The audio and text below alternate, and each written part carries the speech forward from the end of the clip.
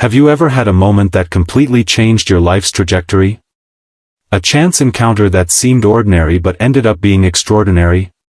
That's what happened to me last summer, and I'm finally ready to share this story with you all. If this resonates with you, please hit that like button and subscribe to join our community of storytellers and life changers. It was the hottest day of July when I first noticed Mr. Calloway watering his immaculate garden at 6 a.m. I had just moved into the small blue house on Maple Street after my divorce, hoping to rebuild my life in quiet solitude. At 32, starting over wasn't part of my plan, but there I was, unpacking boxes and avoiding eye contact with neighbors. Mr. Calloway wasn't like the other neighbors. He didn't bring welcome baskets or ask intrusive questions about my marital status. Instead, he simply nodded each morning as I rushed to my car, perpetually late for my new job at the local newspaper. His silver hair always neatly combed, his clothes pressed despite the summer heat. There was something dignified about him that made me curious, but not curious enough to break my self-imposed isolation. 3 weeks after moving in, my ancient air conditioner gave up during a record-breaking heat wave. After a sleepless night of tossing and turning in my sweltering bedroom, I stumbled onto my porch at dawn, desperate for a breath of somewhat cooler air. That's when I saw him again, methodically watering each plant with careful attention. "Rough night," he called over, his voice surprisingly gentle for its deep timbre. I nodded, too exhausted for words. "Air conditioner troubles?" he asked, somehow reading my situation perfectly. "It died a dramatic death around midnight," I replied, wiping sweat from my forehead. He set down his watering can and walked to the fence separating our properties. Up close, I could see the laugh lines around his eyes, the weathered hands that spoke of years of manual work. "I used to fix those things before I retired," he said casually. "I could take a look if you'd like." I hesitated. Accepting help wasn't my strong suit, especially after my ex-husband had made me feel like a burden for every need I expressed. As if sensing my reluctance, Mr. Calloway smiled and said simply, "Just ask." I didn't know how to react. Those two words hung in the humid morning air between us, carrying more weight than they should have. Just ask. As if it were that simple. As if years of being told I was too needy, too demanding, too much could be undone by those two words. I couldn't impose, I finally managed. "It's not an imposition if I'm offering," he replied, his eyes kind but firm. "Besides, I've been looking for something useful to do with my mornings besides talking to my tomato plants." That made me laugh, breaking the tension. "Well, if it saves your tomatoes from more one-sided conversations, then yes, I'd appreciate the help." Within an hour, Mr. Calloway, call me Frank, he insisted, had diagnosed the problem with my air conditioner and driven us both to the hardware store in his immaculately maintained 1980s pickup truck. By afternoon, cool air was flowing through my house again, and Frank had refused any payment. "Just invite me for coffee sometime," he said. "My wife used to say I talk too much, but since she passed, I find I don't talk enough." That coffee invitation turned into a weekly tradition. Every Saturday morning, Frank would bring over fresh pastries from the bakery downtown, and I'd brew coffee strong enough to "put hair on your chest," as he liked to joke. Slowly, his stories unfolded: 50 years of marriage to his beloved Eleanor, 35 years working as a mechanical engineer, 2 children who lived on opposite coasts, and a lifetime of lessons learned the hard way. "Eleanor and I didn't speak for 2 whole weeks once," he told me one morning, chuckling at the memory. "All because I was too stubborn to ask for directions on our honeymoon. We got lost in the Smoky Mountains with no map and nearly ran out of gas." "What happened?" I asked, captivated by the way his eyes still lit up when he spoke of her, even 5 years after her passing. She finally pulled over at a gas station and said, "Frank Calloway, your pride is going to be the death of us both. Just ask for help." Changed my life, those words. Started asking for help at work, asking questions when I didn't understand, asking Eleanor what she needed instead of guessing wrong. He smiled wistfully. 52 years of marriage, and I never stopped asking.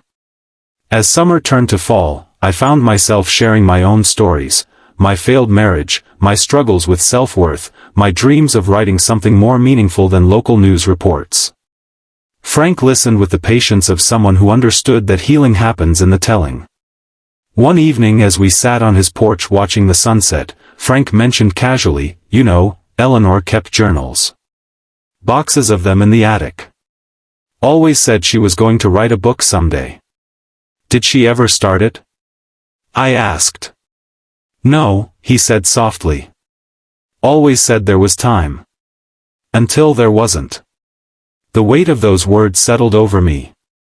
Time, that thing we all assume we have plenty of until we don't. The next day, I called in sick to work and started writing. Not an article about the town council meeting or the high school football game, but the novel I'd been carrying in my heart for years. Frank brought me lunch, quietly setting a sandwich beside my laptop before retreating without interrupting my flow. When winter came, bringing with it holidays I dreaded spending alone, Frank invited me to join him at his daughter's home in Colorado. "She always cooks enough for an army," he explained. "And her kids would love to hear some new stories. Mine are getting repetitive." I hesitated, that familiar feeling of being an imposition rising up.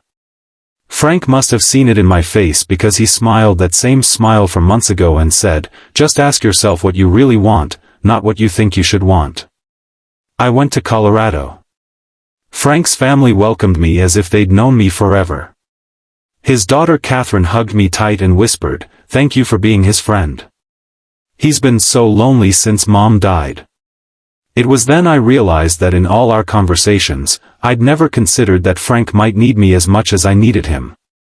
That in helping me fix my air conditioner, he was also fixing something in himself.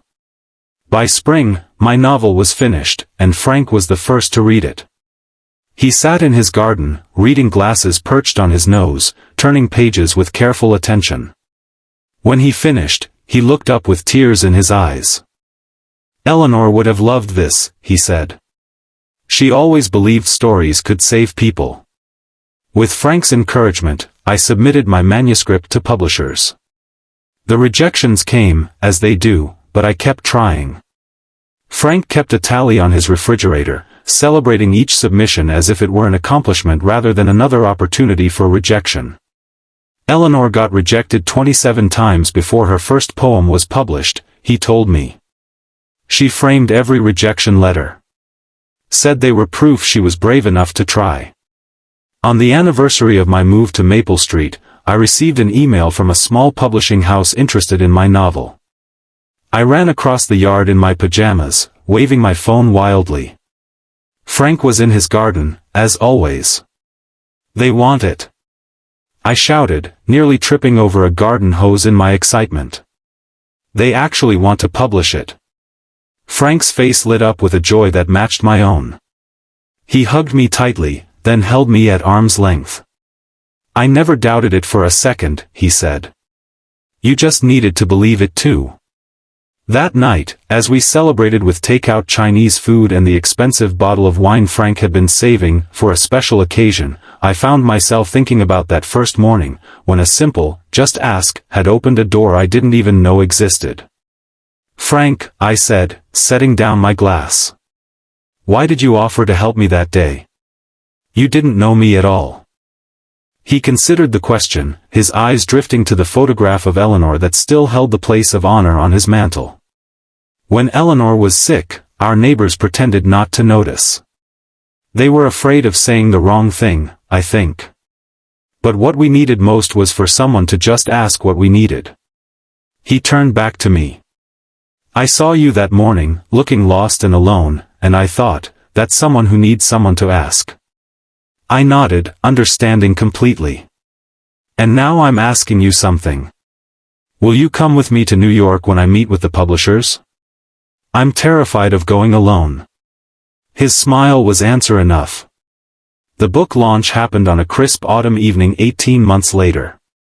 Frank sat in the front row, beaming with pride as I read an excerpt. When I signed copies afterward, I introduced him to everyone as my neighbor who saved more than my air conditioner. As the years passed, our friendship deepened. Frank became the father figure I'd never really had, and I became the daughter who lived next door instead of across the country. We celebrated holidays together, weathered illnesses, and shared the ordinary moments that make up a life. When my book became unexpectedly successful and I was offered a teaching position at a university 2 states away, I turned it down without hesitation. "You shouldn't stay because of me," Frank protested when I told him my decision. "I'm an old man. You have your whole life ahead of you." "I'm staying because this is home," I told him firmly. "And because I'm working on my second book, which features a wise old engineer who talks to his tomato plants." Frank laughed until tears came to his eyes. "Eleanor always said I'd be famous someday." 5 years after that fateful morning, Frank suffered a stroke. I found him in his garden, collapsed among his beloved plants. At the hospital, the doctors spoke in hushed tones about recovery and rehabilitation, about his age being a factor in his prognosis. I sat by his bed night after night, reading to him from Eleanor's journals, which he had finally shown me. Her words, full of love and wisdom and everyday observations, filled the sterile hospital room with life. Sometimes I thought I saw him smile in his sleep. When he finally opened his eyes after 3 terrifying days, his first words were, "Did you water my tomatoes?" I laughed through my tears. "Yes, you stubborn old man. I watered your precious tomatoes." His recovery was slow and difficult. There were days when frustration overwhelmed him, when the man who had fixed everything from air conditioners to broken hearts couldn't button his own shirt. On those days, I reminded him of his own words. "Just ask," I'd say gently, holding out my hands. "That's what you taught me." And he would, swallowing his pride to ask for help with the small indignities that illness brings. Together, we navigated the new reality of his limitations and celebrated each small victory. Today, Frank is 85. He still gardens, though now from a chair rather than on his knees. I still write, with 3 published novels and a 4th in progress. We still have coffee every Saturday, though now I'm the one who brings the pastries. Last week, as we sat watching fireflies from his porch, Frank turned to me with that same smile I'd seen a decade ago. "You know," he said thoughtfully, "when Eleanor died, I thought that was the end of my story. Turns out it was just a new chapter." I reached over and squeezed his weathered hand. "The best chapters are often the unexpected ones." He nodded, his eyes drifting to the stars emerging in the twilight sky. "Just promise me one thing," he said. "When I'm gone, tell this story. Tell people that it's never too late to start again, to reach out, to just ask." I'm keeping that promise now, sharing this story with all of you. Because sometimes the most profound life changes begin with the simplest words. Sometimes a neighbor's smile and a gentle, "Just ask," can be the beginning of a whole new life. So I'm asking you now, what help do you need but are afraid to request? What dreams are you putting off until someday? Who in your life might be waiting for you to simply ask? Don't wait. Life is too short and too precious for silence. Just ask. If this story touched you, please like and subscribe to hear more stories of connection and transformation. Sometimes the stories we share become the bridges that connect us all.